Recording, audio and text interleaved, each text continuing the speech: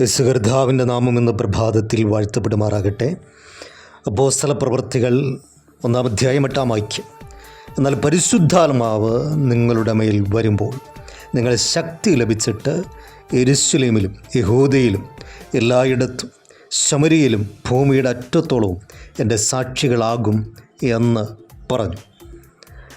പരിശുദ്ധാത്മാവ് ഒരു വ്യക്തിയുടെ മേൽ വന്നു കഴിയുമ്പോൾ അവനിൽ പുതുശക്തി വ്യാപരിക്കുകയാണ്.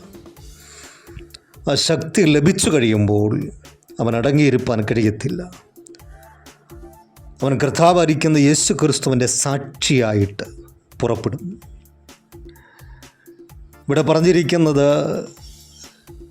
യെരൂശലേമിലും യഹൂദയിലും ശമരിയിലും ഭൂമിയുടെ അറ്റത്തോളം പരിശുദ്ധാത്മാവ് നിൻ്റെ മേൽ വന്നിട്ടുണ്ടെങ്കിൽ, പരിശുദ്ധാത്മാവിൻ്റെ നിറവ് ജീവിതത്തിൽ അനുഭവിക്കുന്ന ഒരു ദൈവ പൈതലാണെങ്കിൽ, നിൻ്റെ ഭവനത്തിൽ മാത്രമല്ല, നിൻ്റെ ദേശത്ത് മാത്രമല്ല, അതിന് പുറത്ത്, അതിന് വെളിയിൽ, ഏറ്റവും ഒടുവിൽ പറഞ്ഞിരിക്കുന്നത് ഭൂമിയുടെ അറ്റത്തോളം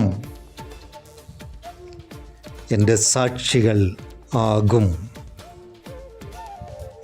ഈ ദിനത്തിൽ ആത്മാവിനാൽ നിറയപ്പെട്ട ഒരു ജീവിതത്തിനുടമയാണെങ്കിൽ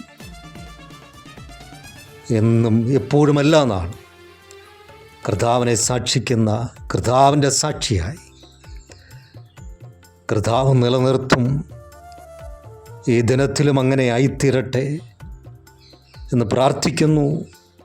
കർത്താവിൻ്റെ നാമത്തെ ഉയർത്തുന്ന കർത്താവിൻ്റെ സാക്ഷികളായി നിലനിൽപ്പാൻ നമ്മളെ തെളിയിപ്പിക്കാം.